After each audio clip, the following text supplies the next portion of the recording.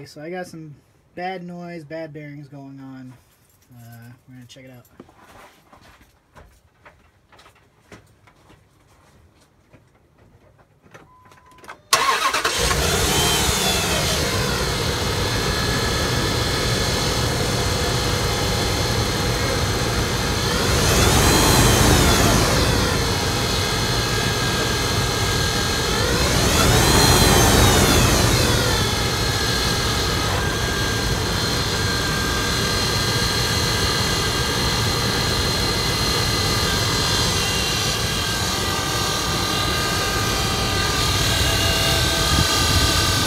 I believe it's the alternator. I can hear it coming from the alternator. I can feel it. The vibration's not good.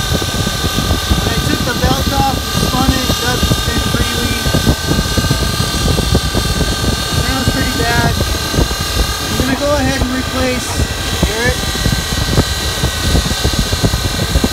I'm going to go ahead and replace the idler tensioner.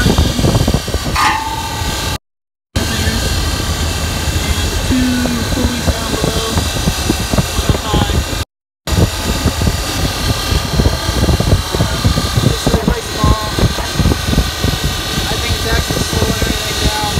Not good.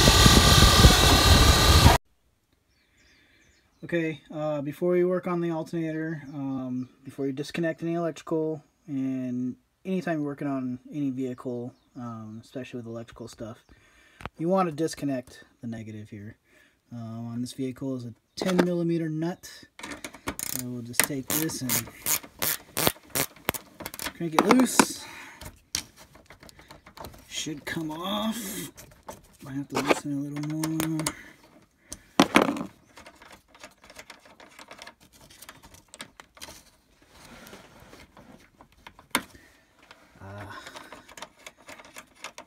This has a ground wire.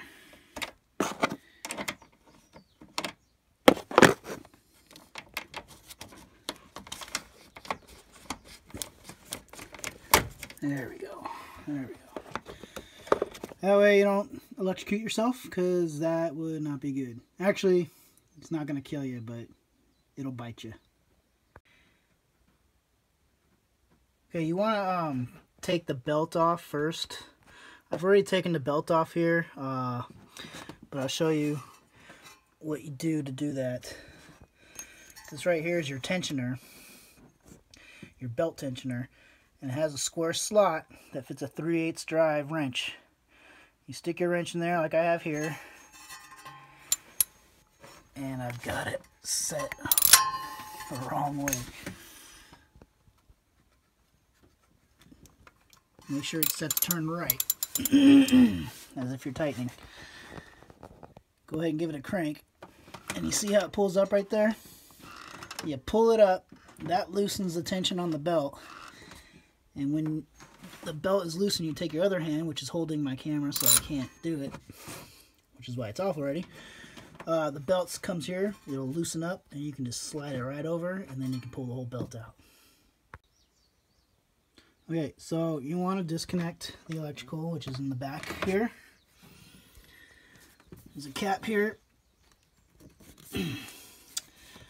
That is a 13mm nut. I'm going to pull that off. This cable will pop right off. This has a little tab on it where my thumb is. Just give it a good squeeze, wiggle it, pop it right off.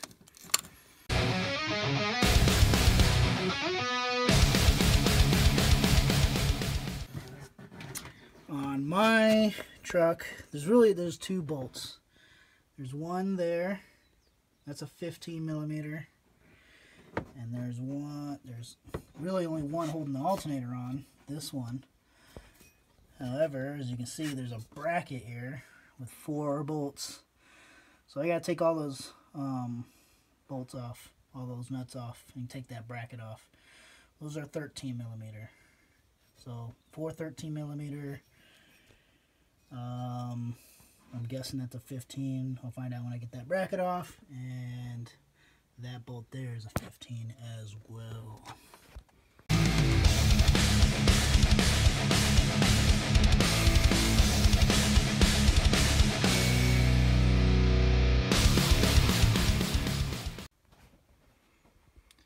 Okay, I've got these loose. This was 15 after I got the bracket off. So you want to just go ahead and pull that whole bolt right out. Put it somewhere safe. I'm not going to lose it. Got this one loose also. Pull that right out. Now this should come right out. I haven't tried yet. I'm going to do this one-handed and just see. That's the sound of my coolant reservoir.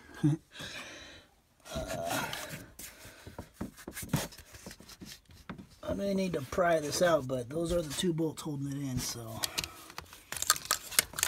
I'm going to need both my hands. So, okay, so to pry this out, I got a screwdriver, stick it in right here, and just push on it.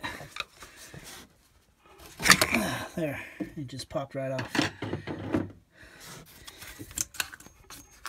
So,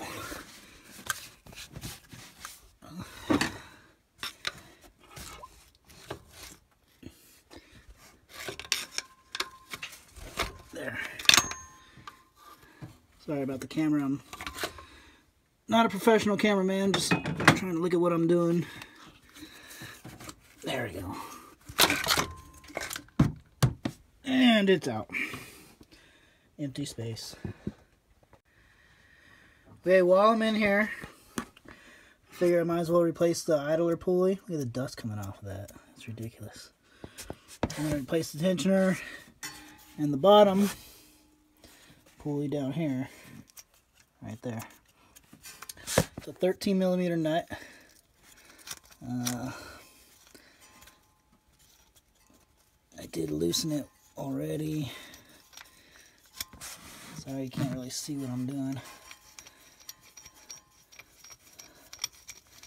Loosening the nut.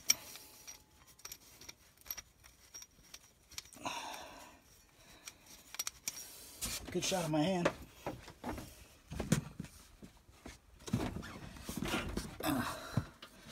See if I get a better angle on that.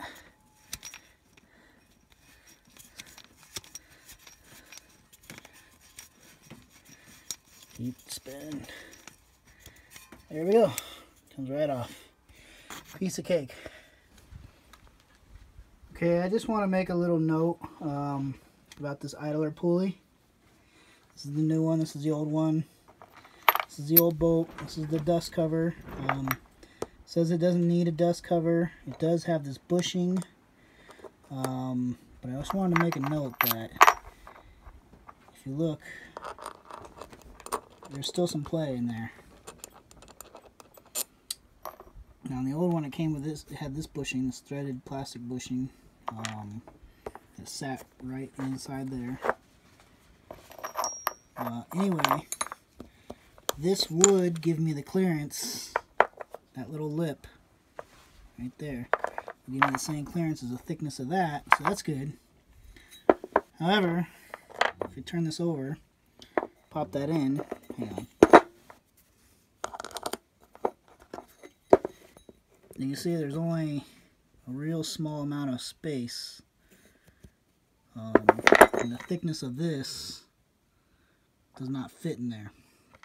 So it actually sticks out a little further than it should when you screw it on that way. So what you got to do is, in this particular case, you got to use the same dust cover, pop that on. Obviously there's a ton of play, but this will screw on. And it's a little difficult to do with one hand. But it will screw on. It'll go inside that shaft, just like the old one. And that'll keep it from moving around at all. I've already tried it. And that gives it the perfect space. And it'll give the perfect clearance outside from the engine so that your belt fits on there perfectly, isn't hanging over one side or the other. Okay, to remove the belt tensioner, it's just one bolt right there. It's a 15 millimeter. I've already loosened it with a wrench. So we just unscrew that.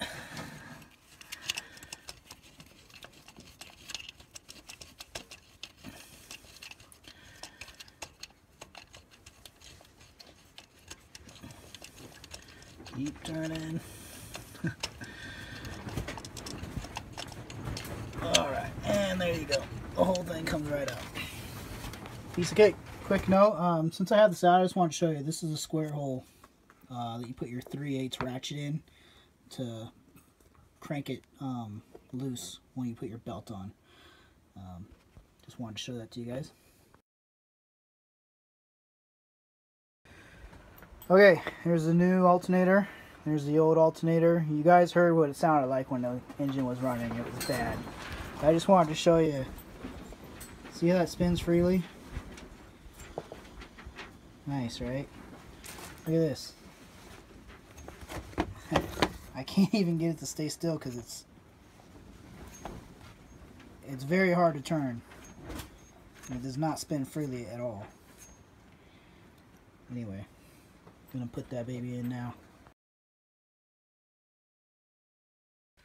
Okay, everything's put back together, belt on, everything looks good. One thing I'd suggest, I'll include a belt diagram in this in case you don't know how to put the belt back on. Anyway, installation is basically reverse of how you took everything apart. It's pretty simple. This bolt here that runs through here, and this bolt here runs through here. Try not to cross-thread them. Not something I did. I just thought I'd recommend saying that because it could easily be done, and then you damage the nut that's actually built into the alternator itself. You can kind of see it right there. What I like to do is just kind of shake it as you're kind of jiggle it as you're screwing it in, and make sure it screws in easily on both those, and that'll make sure you don't cross thread it. Anyway, so we're gonna make sure this is working right. Got my voltage meter. I'm gonna show you the voltage before we start it. I'm not getting a good contact. There we go. 12.37, and that's with the dome light on. Anyway, we're gonna start it, see how it sounds. It should sound a lot better, and we'll also check the voltage while we're at it.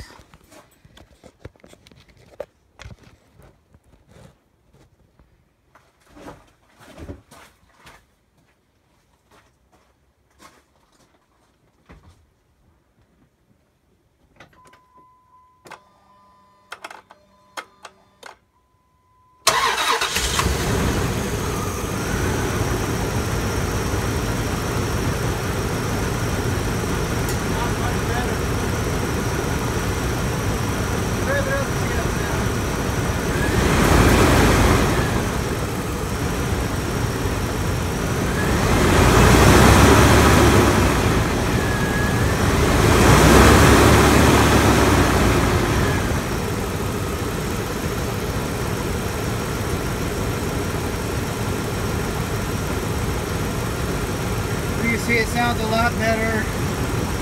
Still sounds like I might have an air leak somewhere, but overall it sounds much better.